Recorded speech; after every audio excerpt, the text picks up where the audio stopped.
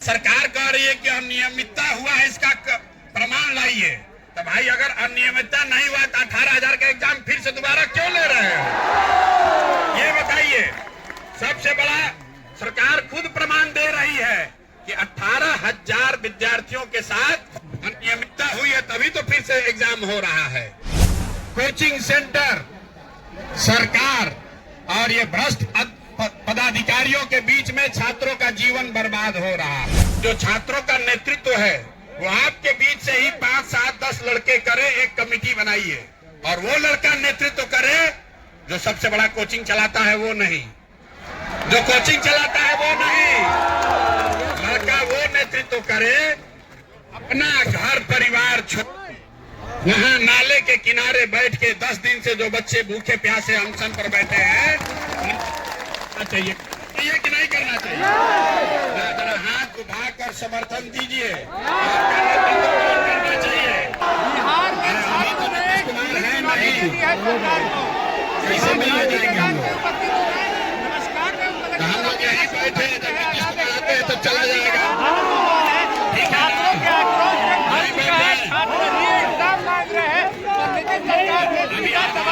एक घंटा में रुकने को भाग लेगा पीछे। तो सरकार ही झुकने वाली है। प्रशांत किशोर पांडे कहते हैं, पहले आइए सीधा दिखलाते हैं कि क्या कुछ कहना है प्रशांत किशोर पांडे का। कीजिए तो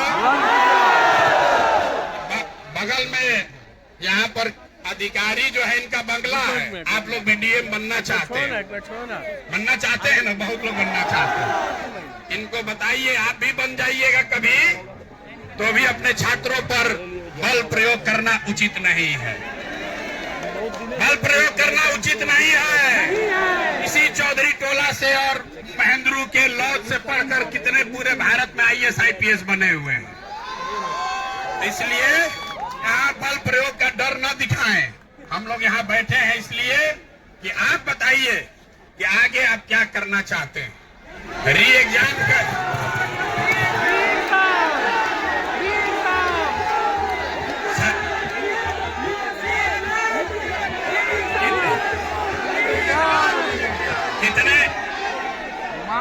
कितने लोग ऐसे हैं जो समझते हैं।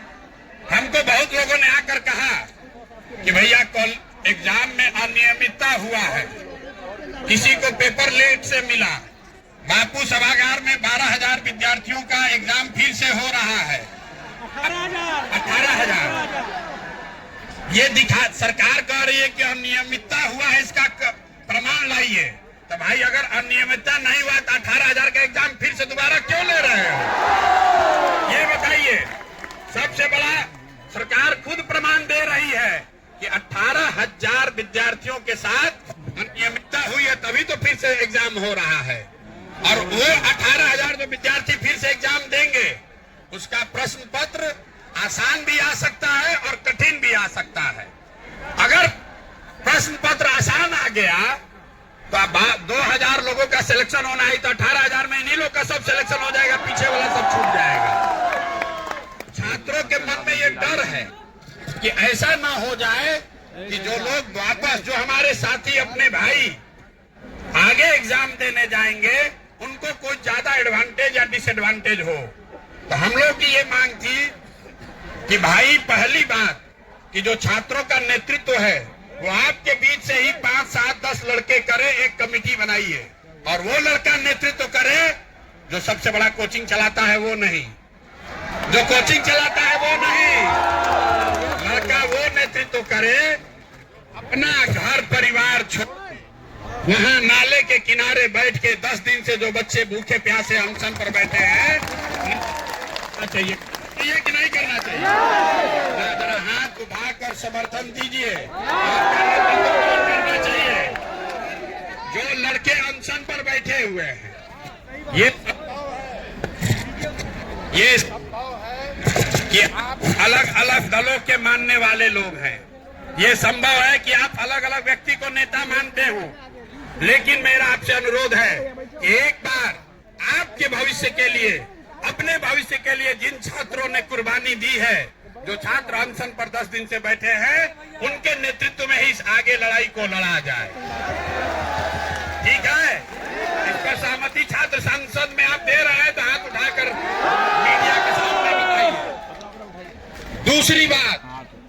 कल जितने कोचिंग चलाने वाले साथी हैं सबको बुलाकर ये उनसे आग्रह किया है कि भाई तुम छोटे हो या बड़े, अगर छात्रों की चिंता है, छात्रों के पैसे से आपका जीवन चलता है, जो नाम आपने कमाया है वो छात्रों के बदौलत कमाया है, तो सब लोग मिलकर इस छात्र मूवमेंट को आप लोग सहयोग कीजिए, इसमें आगे पीछे मत कीजिए। ये ठीक है ना निर्णय?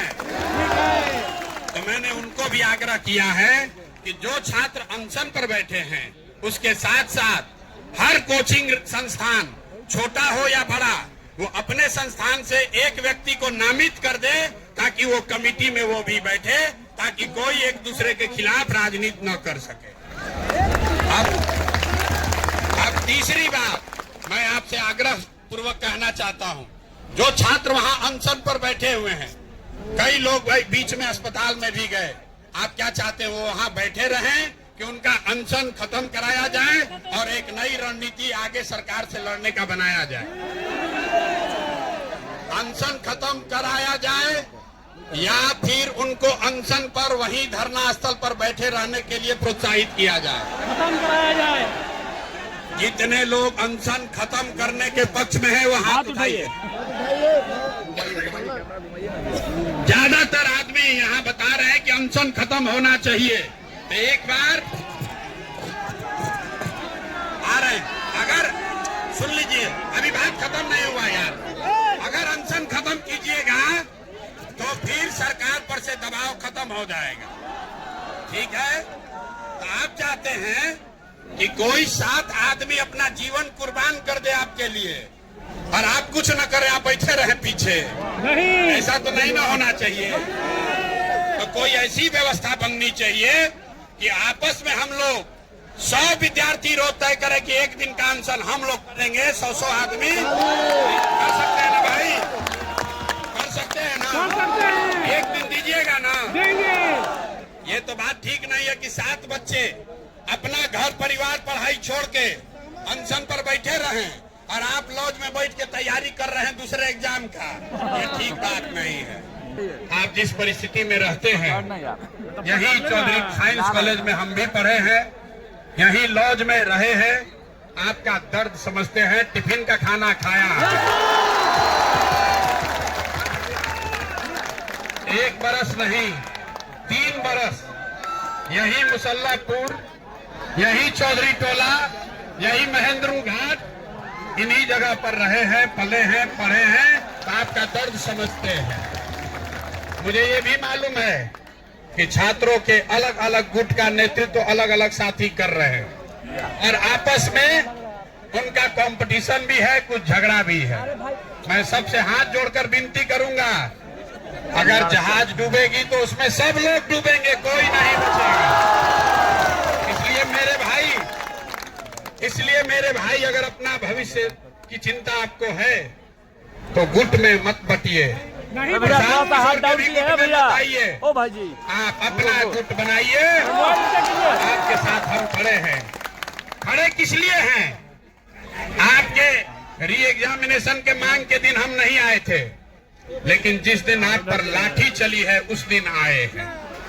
और यहाँ प्रशासन ने बड़ा पुलिस लगा रखा है, किसी का दम नहीं है कि हम पर लाठी चलाए बगैर आप पर लाठी इसलिए आए हैं। खड़े रहे कि छोड़कर जाएं? बताइए जरा, छोड़कर खड़े रहना है कि छोड़ के जाना है? पिछले 10 बरस में हम भी यहाँ 2015 में एक बार आए थे, लेकिन पिछले 4-5 बरस से परीक्षाओं का ये हालत है। कोचिंग सेंटर, सरकार और ये भ्रष्ट पदाधिकारियों के बीच में छात्रों का जीवन बर्बाद हो रहा है। यही पटना कॉलेज और साइंस कॉलेज से पढ़कर लड़के IAS IPS बनते थे।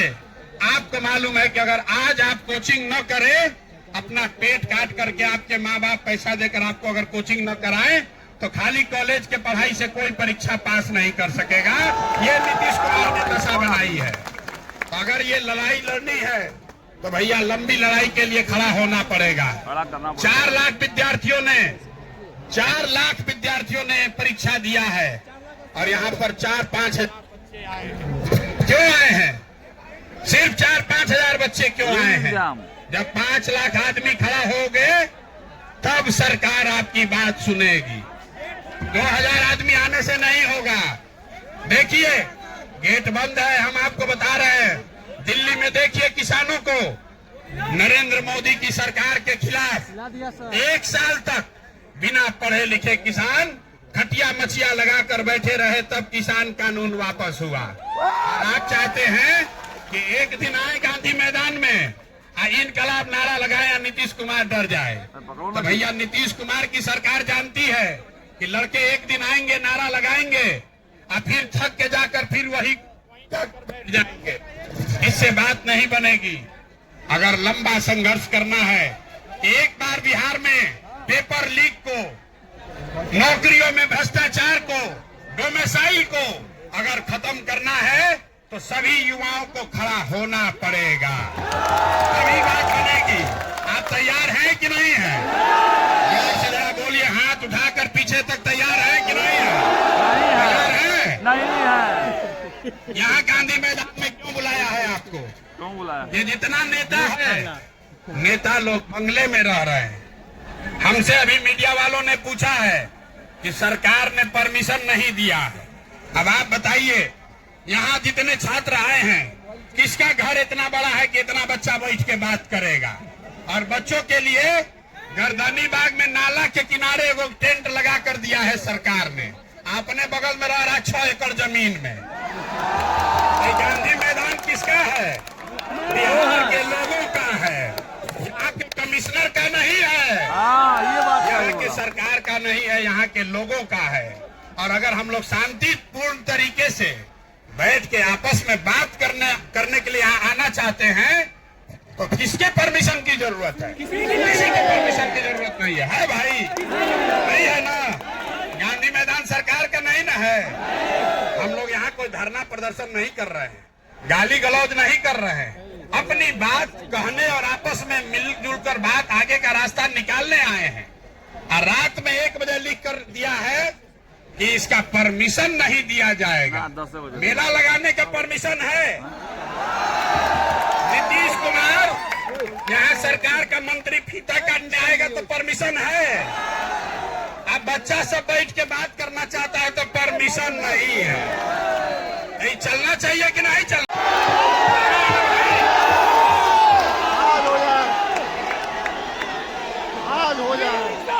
किस दिन चला जाए?